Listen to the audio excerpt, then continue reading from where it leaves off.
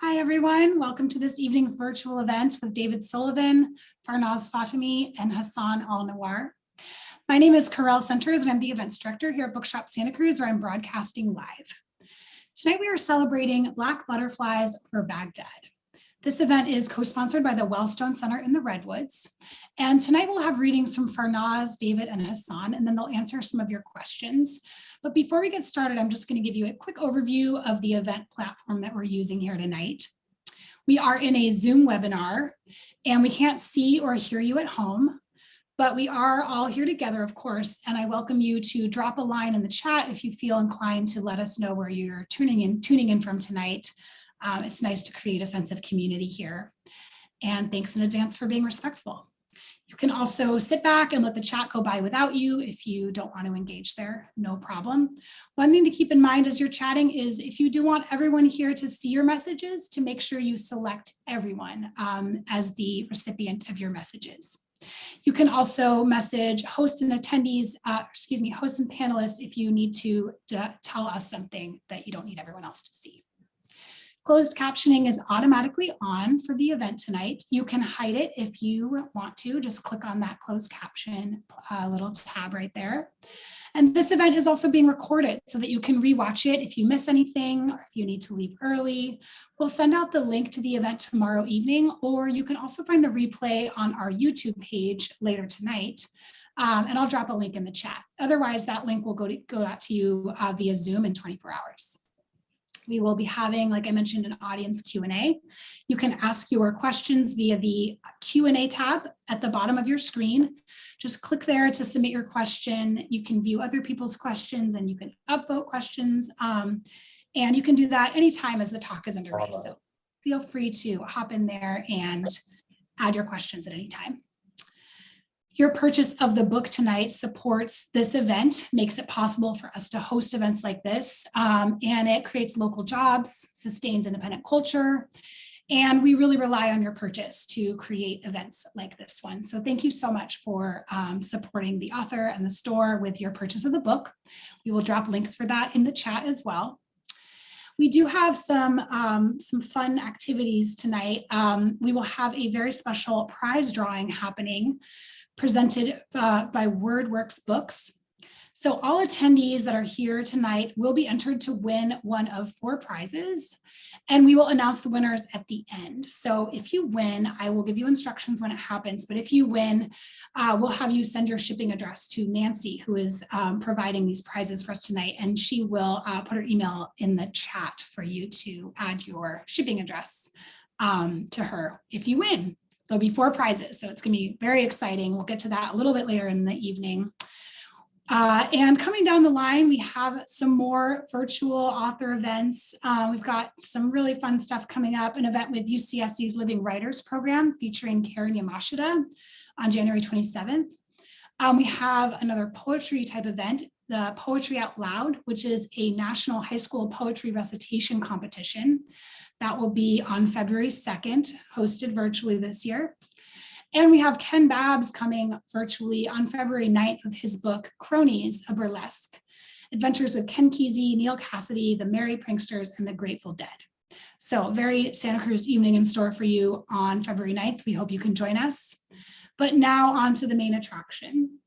So I will be bringing to the screen in just a moment Farnaz Fatemi, and she will be then introducing our next reader, Hassan. So it's a very rich, delightful evening tonight. And I will now tell you a little bit about Farnaz.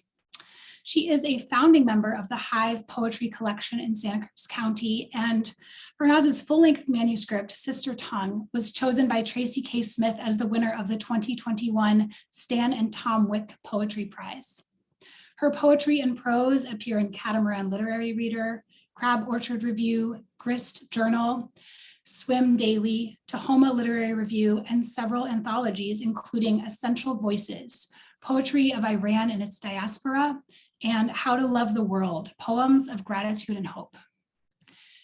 Farnaz has been an artist in residence at Jerisi Resident Artist Program, Playa, Willapa, Bay, Air, Marble House Project, and iPark Foundation.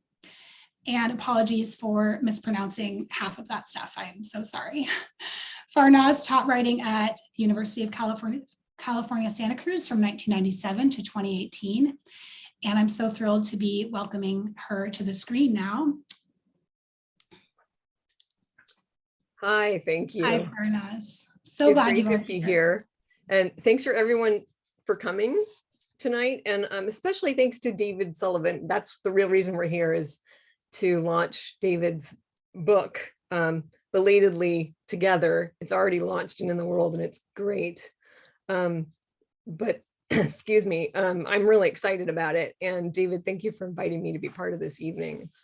It's an honor. I've known David since the sort of second quarter I ever taught anything at UC Santa Cruz. I was also teaching my first semester at Cabrillo, and we taught together in the English program. So we go way back. I'm going to read a few poems, and most of them I have never read. A couple of them I have. So for those of you who I know, forgive me for the duplicates, but well, you'll see. I'm going to start with a poem that's a little bit older, and it's for the new year, and it's called Cats and Jammer. And really, it's a poem written about disappointments of a new year. And I figured we were all kind of looking forward to turning over a new leaf, and there's some disappointment here. I promise that the last poem I'll read has a little bit of hope in it. So we'll bookend. Cats and Jammer, in the definition, is the epigram of this poem, and it's from Merriam-Webster: hangover, anxiety, or the willies, a discordant clamor. Also, in German, distressed cats. New Year's Day, a day to only love the day before, all put on, no put out, a tease. You smell the taint of perfume, once hopeful, now rank, as the first day of the year hurls back all the bed covers. The night's final cocktail tasted better than the first two, and at dawn, it's the last one that spooks you with jaundiced sing-song. Horn section overpowers string, a trumpet blows out of key. The rest of your days seem written, a rainy lifetime of Mondays stinking up the sidewalks, a book to chuck across the room. It's as if everyone has shuffled off to their lives without you in tow. Your cat pacing at your ankles soothes you, but suddenly makes you retch too. All this forward-looking punctuation of earthly orbits, so much attention to the yawn of the fruit bowl and how to placate it. On a day that is supposed to be filled with promise, the household chores yammer. Your lover wants you, but you search for a horizon, dizzy as the world continues its sway.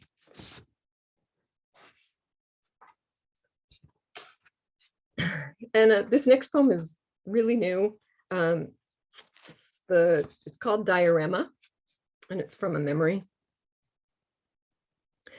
There was no warning. I was 8.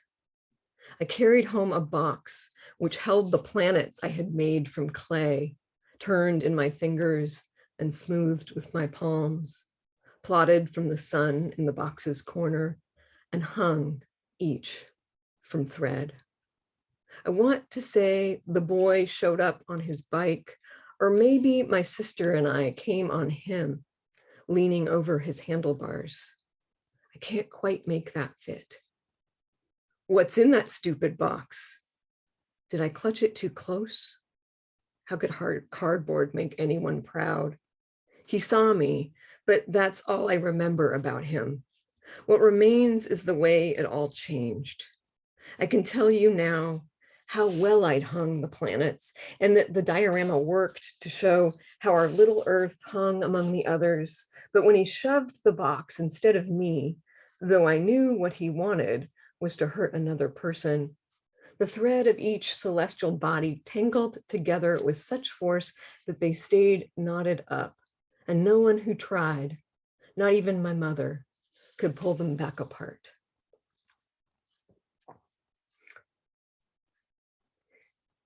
This next one, also rather new, and is called Not Knowing. Okay, no, it's actually called Quantum foam is a cocktail I wish I could make. When I'm wrong, I pay the most attention. The wobble of error catches me. When will I learn the pleasure of seeing someone else come into focus only happens if I'm not watching myself? Waiting for the sun to rise is the only way to learn the word procession, or truly hear the sound the nuthatches make to keep track of each other. Here's joy in the frosty dark, waiting for the sun. I peer into the cavern of pre-dawn mistakes and seek out all the ways I might be surprised. Some days, the sky will organize itself into a song with a syncopated rhythm, and it will happen without warning. The sun sending long roots down to the bay in a drumbeat, clouds noticing each other and leaning in, gulls bouncing off the trampoline of air. Another day, it will be a Viennese waltz, staid and steady, its own unexpected tilt. Yesterday, the physicists told us there is more to know that we don't know. I was relieved.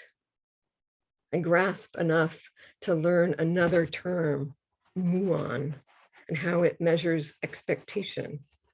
I am sure that all expectation reveals ignorance, and it makes me laugh that I say a thing like this. What if I'm wrong and about this one thing? And I'm going to share my screen for this next poem. I'm taking advantage of the format. It's really weird not to see everybody, but I don't get to read this poem usually because it's pretty visual. And let me share my screen here. It's called Her Puzzle Page.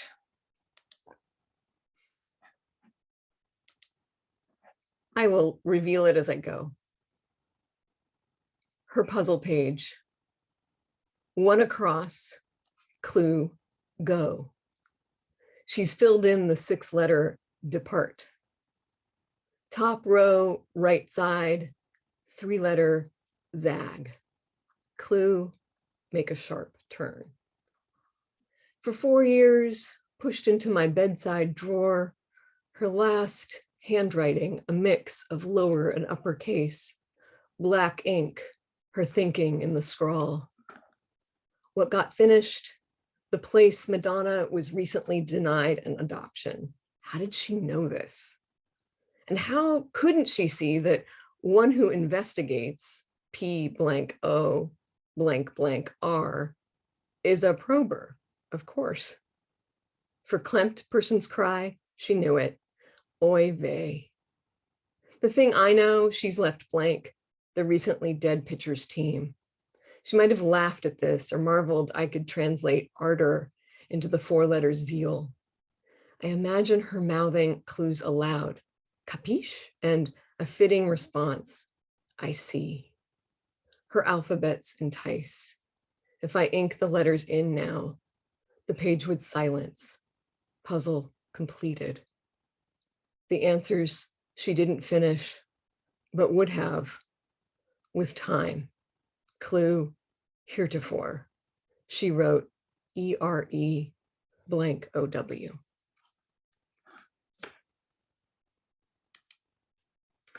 I hope that worked.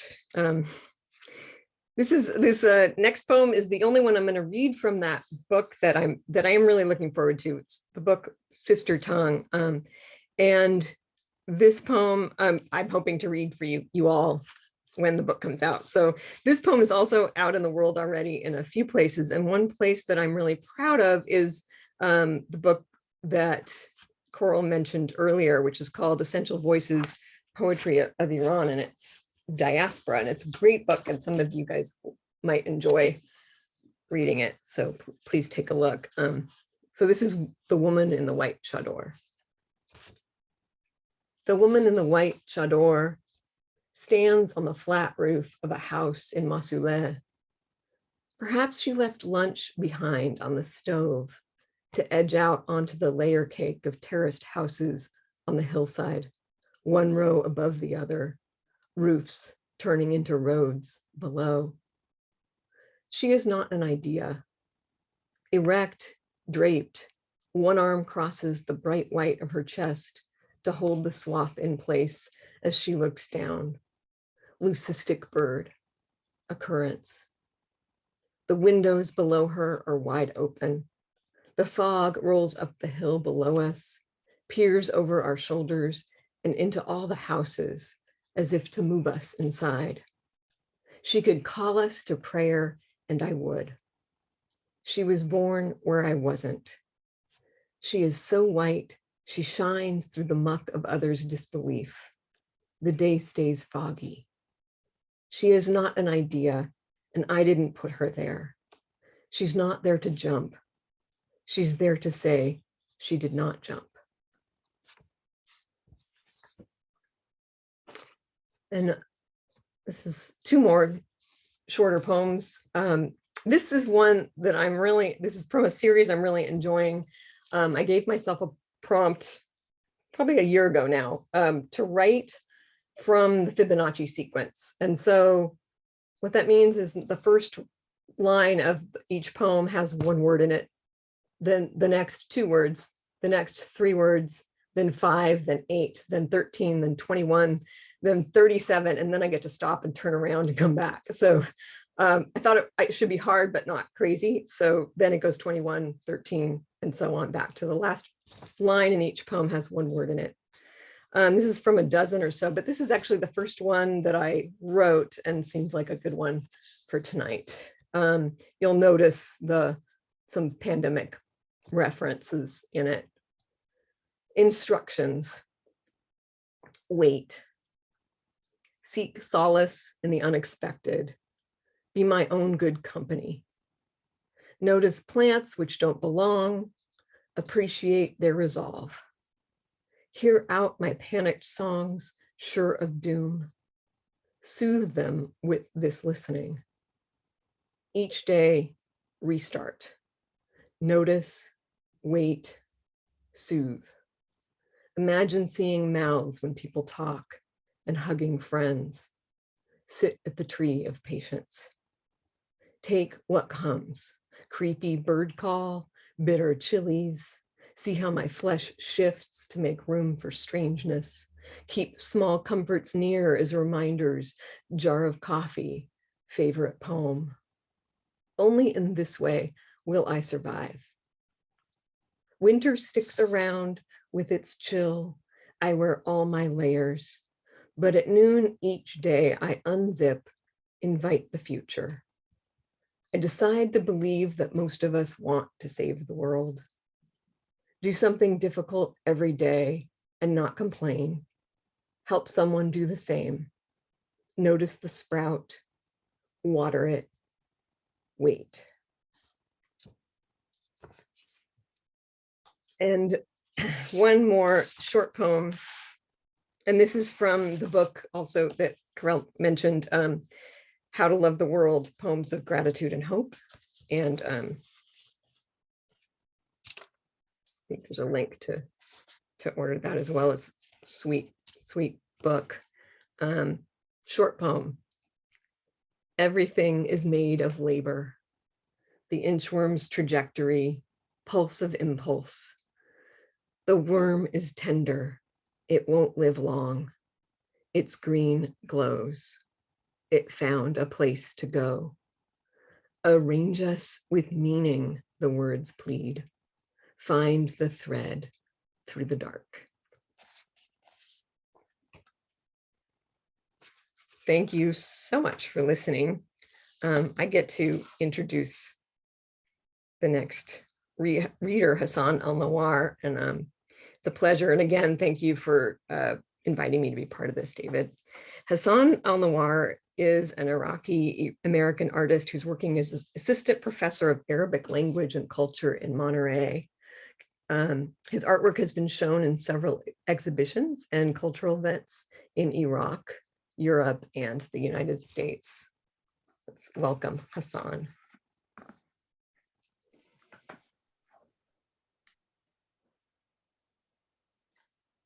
Hello, everyone. Thank you very much, Farnaz, for introducing me. And thank you very much for this very touching and beautiful poetry. I'm looking forward actually to your new book. Hopefully it will be published soon. Thank you again. Hello, everyone. My name is Hassan Nawar, as I was introduced so kindly by Farnaz. I would like to introduce David Allen Sullivan. Thank you, David, so much for inviting me to this event. So let me start with the introduction. David Allen Sullivan is a poet laureate. He has published many books that include Strong Armed Angels, Every Seed of the Pomegranate, a book of co-translation with Abbas Kadhim from the Arabic of poetry of the Iraqi poet Adnan al-Sayegh, Bombs Have Not Breakfasted Yet, and Black Ice. Most recently, David actually won the Mary Ballard Jockbook Poetry Prize for Take Wing and published Black Butterflies, which is the book that's featured today. With workbooks, he currently teaches at Caprilero College University, where he edits the Porter Lodge Review with his students. He lives in the beautiful Santa Cruz with his family here in California. Okay, David, please go ahead.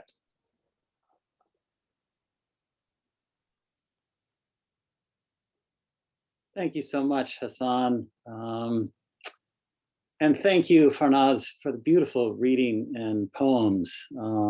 Really wonderful to hear them and just to sit with them, and the things that you were playing with, just beautiful. Hassan's going to come back a little bit later and read one of the poems in Arabic. So we'll get to hear from him again. I'm going to read some books from Black Butterflies Over Baghdad. This is the book that just came out. Actually, it came out in October, and Coral and I kept discussing dates when we could read in person, but we're Zooming instead. It does give me a chance to show you some of the artwork that inspired some of the poems in this book. So I'm gonna use some share screen and read some of these poems. So let me get this started.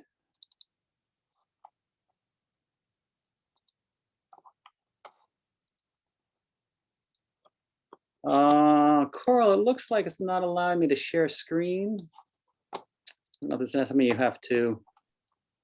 Let me see what we can do. Okay. Let's see. I think you are a co-host, so let me just add that one more time. Did you you are a co-host, so you should be able to just click on that green arrow on the bottom of your screen that says share screen. Is that letting you? Yeah, it's not liking the file, huh? Okay, I wonder if there's another way here I can get in.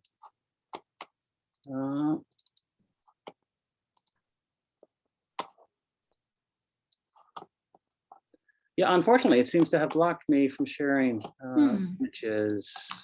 Yeah, yeah, I'm not sure I can, let me make you a co-host again and see if that re-clears it, but it could be something, unfortunately, we don't have time in the green room to run through it. I'm wondering if it's something with the program interface there. Yeah, But it might be something that Cabrillo does because it's a different kind of Zoom that may be stopping it. Gotcha. Okay. So yeah, do you, yeah, if you, so when you click the share screen, basically it gives you an error message essentially. All right, so you'll have to imagine these images. There we go. The first poem, this is a hard book to write. It was really engendered by having written a book about Iraq that was half in the voices of US soldiers and citizens and half in the voice of Iraqi soldiers and citizens. And Iraqi poets kept approaching me, asking me if I could work on co-translating their poems. I don't speak Arabic, so I had to work with others. And Iraqi artists would send me images. And this first poem in the book is based on an image, and it's an image of a bombed out house. And it was sent to me by an Iraqi friend. And I think the description will come clear from the poem. It's called Mosul Birthday. Come to these rooms, festooned with light. See how they've removed the roofs and most of the walls. Birthday streamers are draped high enough to avoid entanglement, and balloons bounce in winds. The blast popped only a few. Pull one down. See how long you and your documentary crew can keep it aloft. The floor's cracked plates could cut your feet. Even the body count's well hidden, except from those who knew their names, accepted Amal's birthday invitation. Where's the boy who was born on this day? He's that mark on the far wall beneath the black balloon. Never knew what hit him. Elegant to have those who would have mourned hardest die with him. And I want to open that because I guess it's a poem about being a foreigner, looking and trying to understand, and the distance that we have to try and cross to meet others. And particularly in Iraq, it's very easy to turn away from what's happening and the protests in Tahrir Square and the young Iraqis trying to reclaim their country.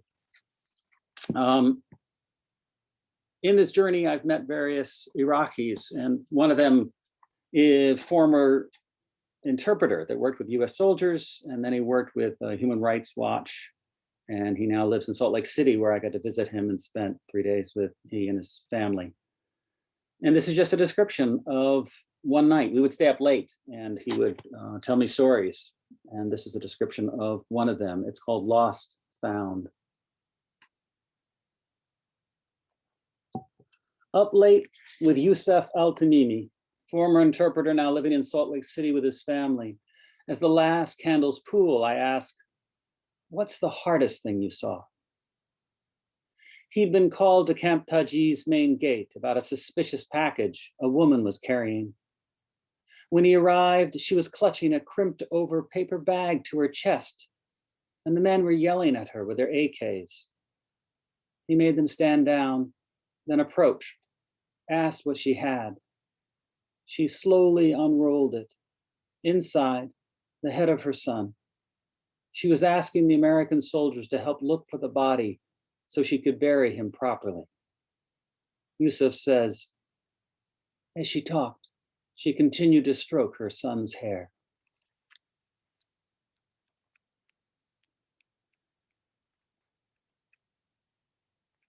And I want to read a few of the poems from the midsection. There's the opening section kind of looking at the post-invasion Iraq. The last section looks at the protest, and the middle section is a series of co-translations. So these I worked with sometimes with Abbas Kadim, who is a friend and translator who used to live in San Jose, now in Washington, DC.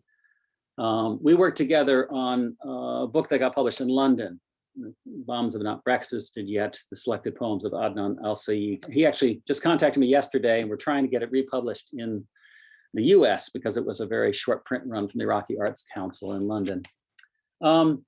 And Corel, if we can bring Hassan back, I'm hoping that Hassan will read the poem by Adnan Al-Said called Passage to Exile. So we can listen to it first in Arabic, and then I will read it in English. And even listening to it in Arabic, this is a story of a person going into exile on a train, and you'll hear the rhythm in the words, and talking to a young woman about his experiences. And at the end, there's this kind of impassioned litany and a chant-like section. So just listen to that as you hear Hassan read it in Arabic. Hi, David. Yes, would you like me to read like one section in Arabic and then you read one in English, or just read the that's a whole great poetry? idea. No, let's do Yeah. that. Let's do it stanza So by they- stanza. Yeah. This way they kind of like, you know, there is some kind of understanding of the of the lines. Okay. Do you want to read the first section? Sure. Are you ready? Okay, let's go. The title is العبور إلى المنفى. أنين القطار يثير شجن الأنفاق هادرا على سكة الذكريات الطويلة. وأنا مسمر إلى النافذة بنصف قلب. Okay. Passage to Exile. The moaning train echoes the sorrow of tunnels as it roars along rails of dogged memories. Half my heart's nailed to rain outside the open window, while the other half plays poker with the girl whose skirt exposes her thighs. In pained astonishment, she asks why my fingers are falling apart like the wood of spent coffins. تاركا نصفه الآخر على الطاولة يلعب البوكر مع فتاة حسيرة الفخذين تسألني بألم وذهول لماذا أصابعي متهرئة كخشب التوابيت المستهلكة وعجولة كأنها تخشى ألا تمسك شيئا فأحدثها عن الوطن واللافتات والاستعمار. Afraid of not being able to hold on to anything, I quickly sketch my homeland. The fluttering banners, the colonization, the glory of the nation, the sex in public bathrooms. With her rain-wet hair, she leans over my teary face and claims she doesn't understand. Meanwhile, in the far corner of our compartment, Mozart scatters his notes over snow-covered valleys.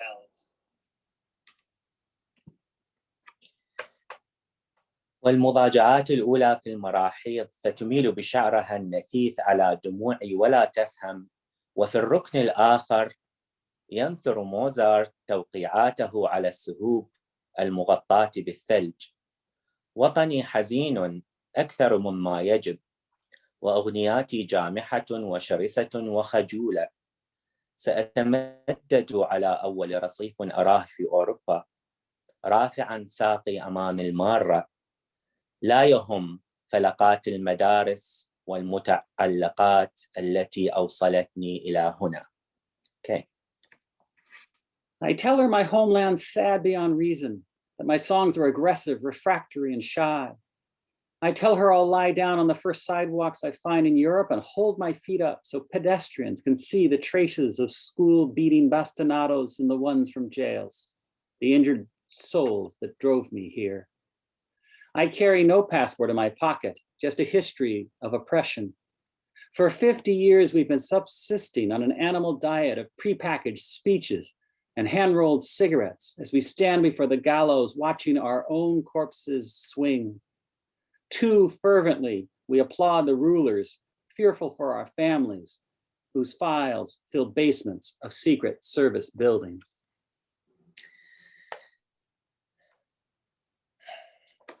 حيث وطني حزين أكثر مما يجب وأغنياتي جامحة وشرسة وخجولة. سأتمدد على أول رصيف أراه رافعا ساقي حيث 50 عاما ونحن نجتر العلف والخطابات وسجائر اللث حيث نقف أمام المشانق نتطلع إلى جثثنا الملوحة ونصفق للحكام خوفا على ملفات أهلنا المحفوظة في أقبية الأمن حيث الوطن يبدأ من خطاب الرئيس. Homeland begins each president's speech, and homeland ends each president's speech. And in between, there are the president's streets, the president's songs, the president's museums, the president's gifts, the president's trees, the president's factories, the president's newspapers, the president's stables, the president's clouds, the president's boot camps, the president's statues, the president's bakeries, the president's medals, the president's mistresses, the president's schools, the president's farms, the president's water, the president's orders, the president's... She stares for a long time at my rain and spit moistened eyes, then asks, "What country are you from?" Thank you, Hassan. Thank you very much. Thank you very much, David. Working with Iraqis has really been powerful, and one of them is a young man, and his poems are kind of darkly comic. His name is Kadem Khanhar, and this is one called "We Iraqis," and I did it with Abbas Kadim. We Iraqis see the tattooed arms of American soldiers emerge from helicopters to throw pamphlets onto our rooftop sleeping women. We Iraqis eat tribalism for breakfast in cracked bowls placed there by our mothers. We Iraqis make our doors from iron so we can rust behind them. We Iraqis fire bullets at the sky to mourn one of us who has died and accidentally kill another. We Iraqis fight over roosters that fight to draw blood. We Iraqis fight back flinching when checkpoint dogs rub their snouts in our crotches. We Iraqis plant graveyards next to our houses. We Iraqis run laps around humanitarian aid trailers. We Iraqis rub shoulders only when we lift narrow coffins. We Iraqis count the dead with the same fingers that collected bullet casings in our childhoods. We Iraqis don't remove skulls off public park fences, even after they've been picked clean by birds. We Iraqis wash our hands before we eat food and use the same soap to scrub them free of blood. We Iraqis extract decayed years like bad teeth and queue up before mass graves. We Iraqis wait for buses by summer hot concrete blast walls like soaked shoes waiting to dry. We Iraqis use guns for pillows, explosive paste for blankets. We Iraqis are worms crawling the pomegranates of the world.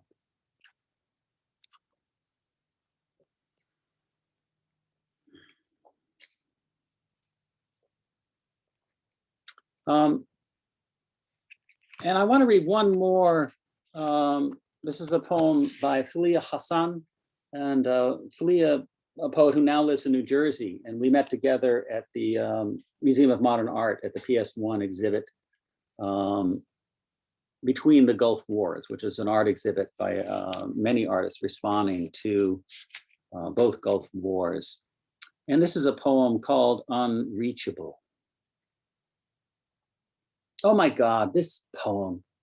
Whenever I try to make her stand on the side of reality, she flutters like Marilyn Monroe's dress in men's imaginations. I tell her to stick to one meaning, but she defies me, dons another interpretive mask. When she's asked to describe the battlefield, she looks for smudged kisses on the collars of soldiers married to trenches by fear and by hopelessness. If they were to be shelled and their bodies scattered everywhere, her words would break apart. She hides behind symbolism to avoid the children's horror at the rain of bombs as they huddle against remnants of walls. Hides so her cheeks don't ache like a mother's, where hot tears once poured, leaving dry riverbeds as they waited and waited for letters from absent sons. She doesn't risk thinking, doesn't believe in truth, and won't pay attention to my damaged life crushed in the machine of days. She's trying to make her words beautiful by sprinkling rosewater on an erupting volcano. She's way too comfortable with death, even praises him. She summarizes loss, darkness, combustion, destruction, chemical weapons, black banners, coffins, skinning, deprivation, orphanages, curfews, warning sirens, barbed wire, tanks, thrumming planes, explosions, murders, blood scrawled on sidewalks, death, ashes, displacement, emptiness, charred bodies, mass graves, coffins, booby traps, yelling, sadness, anger, hunger, thirst, vigilance, slapping, summarizes all this with one word: war. While I stand in the middle of the mess, body jumping from death to death, all for nothing. I'm just trying to let the poem come, and after all this trouble, it's cobbled together only imperfectly. So those are the midsection of the book, the co-translations. And then I want to read some poems in the last section, which are more focused on the protests on Tahrir squares, which is a lot of young people in Iraq. Sometimes they call themselves the lost generation because they often missed out on education and feel used both by the corruption in their government, by the influence from outside, from the Americans, and also the Iranian militias. And so very much trying to reclaim their country, trying to stop the corruption, trying to connect Sunni and Shiite and not be divided into groups. This first one is based on a photograph Rokia Hazim sent me, and I asked her what it was of, and she described this event. And then I tried to take on the voice of one of the women. So in the photograph, there are two women waving peace signs, actually, in front of laundry machines, kind of on a storefront, in the storefront. It's called Nova Washing, Baghdad. My son came home from the protest with a bag balanced on his bent back and two tightened in each fist. Mother, these are for my friends on Tahrir Square. They need washing. I clucked at his recklessness, threw them in sudsy water, then stripped the shirt off his back and had him wrap in a towel so he could remove the rest. Yes, I'd seen him naked, but that day he'd become a man. Later, my best friend, Sullivan, came to me to the square, and we found a restaurant owner who let us set up washing machines. Mine from home, another she bought. These men need mothers. So they brought us the sweat off their backs, the blood they'd shed, paint splatters from murals they'd plastered over the walls or on tuk-tuks, smoke from the police canisters they'd hurl back at those who wanted to damp down youth. But their dreams we couldn't wash out, the fear that adhered to the cloth, nor the dead and wounded and maimed. We could only wash out the stains, not what they'd seen, not what they'd dreamed. And it's been amazing just how forthcoming Iraqis have been in terms of telling stories and informing me of things beyond what I can get in the news. And I really feel that's been a gift. One of the people, and this is a poet who's actually in the book, I think we co-translated 4 of his poems. And this is just a story of our contact. We Skyped some together and had contact through social media and email. And this is just a story of things over time. It's got a long title. When we first Skyped, Jamil asked me to help him flee the refugee camp. Now he wants me to understand what it's like to be a Christian who stays in Iraq. Jamil's sealed his mouth with electrician's tape in the homepage photo. His eyes are shuttered. In prayer? Behind black-clad women crowd the tiled room of the refugee reparations meeting to protest what is, to appeal for what isn't. Wait, today when I log on, the tape's gone. Jamil's in Tahrir Square jubilant crowd, every mouth and eye widened by song. It lights up every face in the selfie's frame, his reaching arms frozen, their unsettling joy.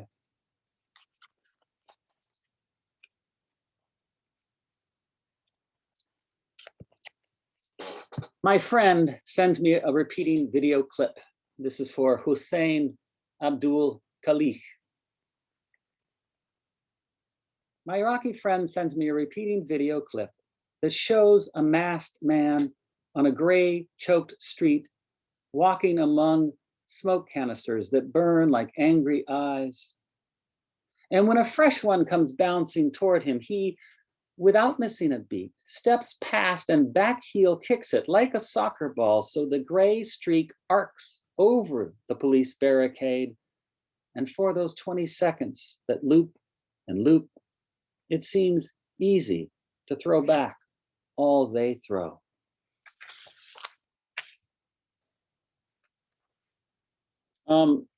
This poem really focused on Iraqis, but I do have a few poems about US soldiers and about veterans. Really, this journey started because of my students who were veterans, writing very movingly about people they lost. Sometimes fellow soldiers, sometimes an Iraqi interpreter in one case. So I'm just going to read a couple of these poems that are focused on my position here in California, trying to write about this, and my thoughts about some of the veterans. The first is called Only a Metaphor.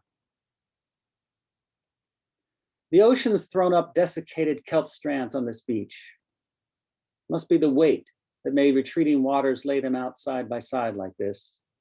All their float bladders crowded at one end, crowned by hair-like strands that once held fronds aloft to catch sunlight cutting waves.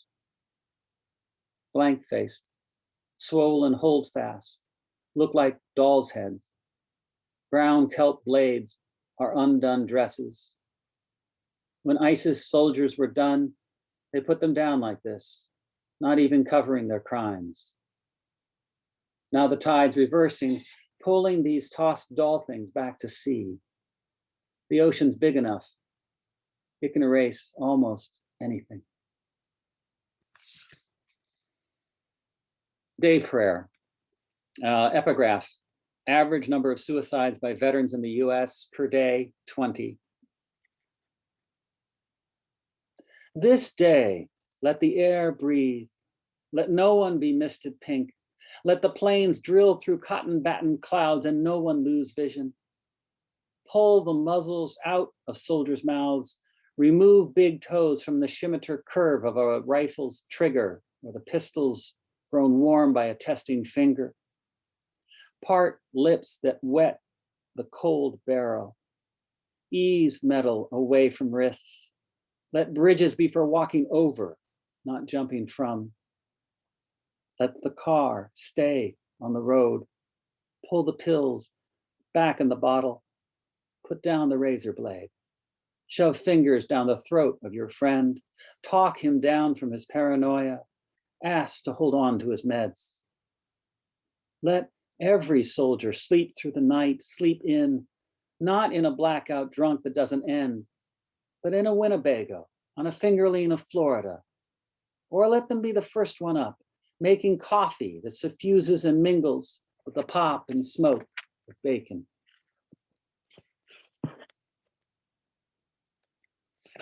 And I think I'll just read a couple more poems. And the first one is the last poem in the book, and it's inspired by Sirwa Baran's paintings, a wonderful Iraqi painter. And this is an imagined conversation between an artist and the authorities. It's called Interrogation. Why have you hidden the man's face? The paintings of the horse, not the man. Why is his cuff frayed? Does he represent the poor? He's a farmer, he is poor. Why did you paint the horse with nostrils flared? Horses widen their nostrils when smelling. Why are its teeth bared? It's lipping up the fig from the man's hand.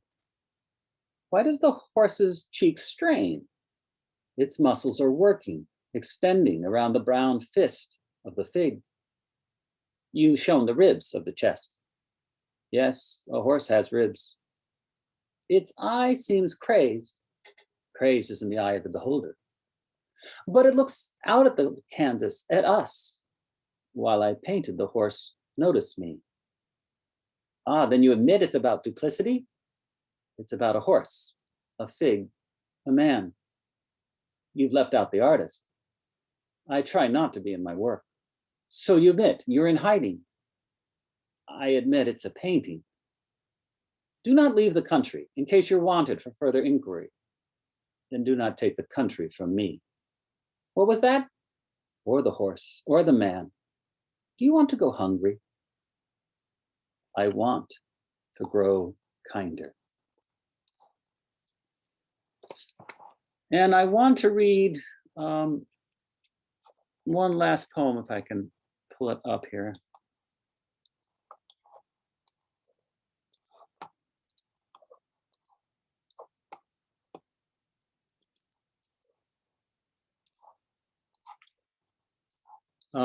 Hassan sent me a wonderful painting, and I wrote a poem about it. Unfortunately, as I'm struggling to pull my things up, I don't see it here. Here it is. So I believe you could see in the background when Hassan shared his screen that there was a painting of a bird, and the bird's wings seem to be pulling things behind it. And so this is a poem I wrote based on Hassan's description of the painting, and it's called Resilience. Between two worlds flies a white stripe of a bird. One wing drags the tigress, pulls up interpuzzled fish, each a womb or tomb self-contained in a semi-permeable cell. The other wing cuts open the sky to reveal villages, whole, undamaged, unpeopled. The seagull flies towards a future just beyond the frame, pulls past the past, and the artist dips a fingertip in a pool of oily black to daub in its cap. Thank you, everyone. Thank you so much, Farnaz and Hassan, for joining me. Thank you for Corral for doing all the work to make this happen.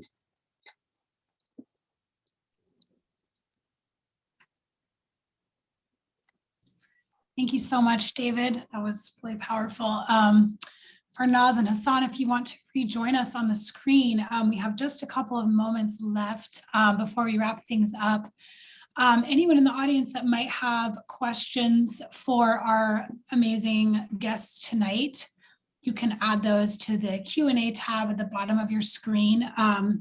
There's a lot of appreciation coming in from the chat, which I very much echo as well. Such a powerful evening, so thank you. Everyone for being here, and thank you to David, Hassan, and Farnaz. So we do have also some winners that have come in from WordWorks Books, which is the publisher of this book tonight.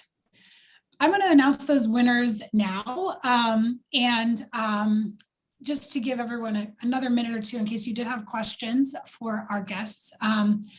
The winner of, oh, and by the way, once if you've won, you can go ahead and put your snail mail address. You can send it by email to our wonderful Nancy here. I'm going to put this in the chat. She will, there we go. So if you win, send your snail mail to the following email addresses in the chat. Okay, drum roll. We have Tara Walker, who has won the anti-war bundle. Yay, Tara. We have Dan Phillips, winner of the Middle Eastern bundle from WordWorks Books. Congratulations, Dan. This is such a thrill. Adela Naharo. Adela, I might, if I remember correctly, I think you're a poet yourself. So She is, and a colleague at Cabrillo. Delightful. Wonderful. Thrilled to announce that Adela is the winner of the Hillary, is it Tam Authors? Yes, that's it. Hillary Tam Authors. Adela, by the way, bundle. Since you mentioned that, I just wanted to say that the winner of, that's the prize that I won for Black Butterflies, and my colleague here at Cabrillo, and Adela's colleague, Nakia Cheney, won for next year. So her book will be coming out next year. Oh, that's so perfect. Yeah. That's awesome. And then last but not least, we have Fareshta Fatemi. I'm so sorry again about the last name. Need to work on my pronunciation here, but Fareshta, you have won the translation bundle. Absolutely thrilled. We have 4 fantastic winners here tonight. This is fun. We should do this every time. Okay, so to those of you who missed it, hopefully if you have any questions, shoot us a note in the chat and we'll get to you. But basically just send your mail address to Nancy. Let's take a quick question here before we close things up tonight. A question from Persis, who says, "Hi, David. I just want to say directly to you, hopefully okay to the 50 other people here. Thank you for keeping Iraq and the Iraqi people on our tongues. We have forgotten as a nation what our actions have done to that country. So thank you for reminding us of their humanity and their pain."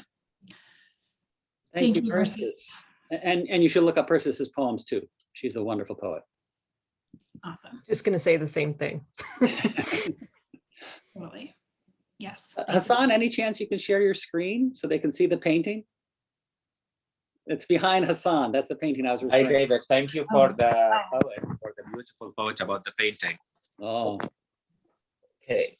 I don't know if you could see it clearly. This is a. Once your Sorry, hand, I'm using my phone. your hand's in the way. Oh, sorry. I'm using my phone. that's beautiful. Okay. Thank you. Yeah, Wow. thanks for sharing that. Great. Okay, beautiful. Thank you, Hassan. And one more question here from Jennifer. Militarism has its own language. Can you describe how you worked across different vocabularies that emerged from your collaborations? Yeah, as I wrote this book, it really became, I need to try and write differently, giving voice to different people, adopting different voices in different sections. And so it's sometimes lyric, it's sometimes a prose poem that's very simple. And sometimes trying to actually court that militaristic language and expose the dehumanizing that occurs within it.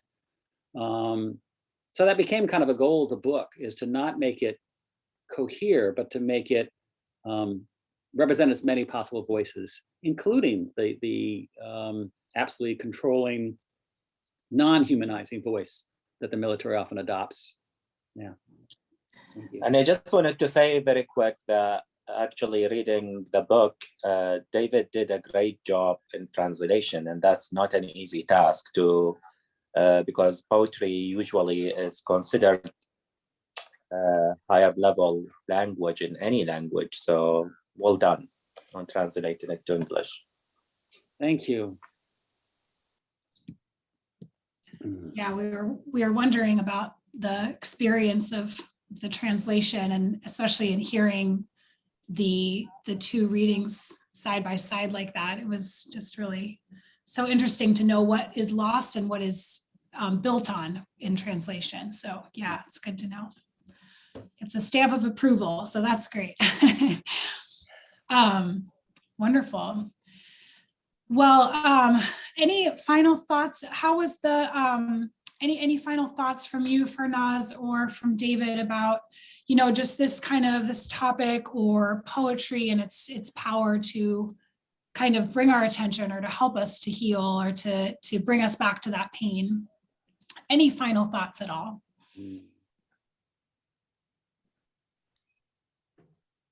I think I just want people to read David's book, because David, you just talked about all the voices, and that's what's really amazing about the book is how you manage to keep listening to individual voices as you go. And I'm saying that as both as in your translations, but also in the work that you're making, the poems that are yours, that are both persona poems and also just witness poems, because poetry is about telling the truth, and you have to listen hard to do that, and you do. So just thanks for the book.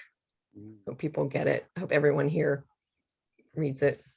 Thank you, and thank you for your poems. And I was thinking how much you can deal with very sad events or situations, and you lyrically sing through them, and that's remarkable. The beauty and sadness that you sing is really extraordinary. When's your book coming out? Book comes out probably early September, and All right, I can't wait for that. Again, if anybody wants to be on the mailing list that isn't already, please just put your name in the chat and I'll add you. But yeah. And you get to read in person, hopefully. Well, we'll see. Bite your tongue. Don't jinx us, David. Yeah, right. Thank you so much. Really wonderful night. And thanks for everyone that dropped in and the comments. It's really heartening. I know these are hard poems to hear. They were hard to write.